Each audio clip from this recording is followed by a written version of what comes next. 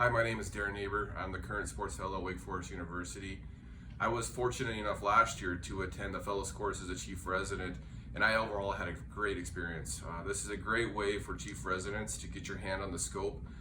For some of you, like myself, I hadn't done a lot of sports my fifth year, and it was early on when I did it, so this was a great way to get your hand on the scopes and do a lot of knee and shoulder procedures before you start fellowship.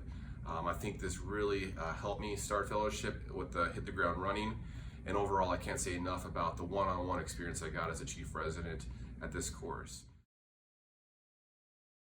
I think for a fellow as well, it's really beneficial. I know the fellows that I spoke with that attended, they were able to kind of hone in on those procedures that they haven't done as much of in the operating room, such as superior capillary reconstruction or do a lot of hip arthroscopy. I think this time having a one-on-one mentor and really being able to do the procedures that you want at your own pace with guidance of somebody there to help you is really a great experience. I look forward to attending this year. I feel like I really gained a lot from both the didactics as well as the lab.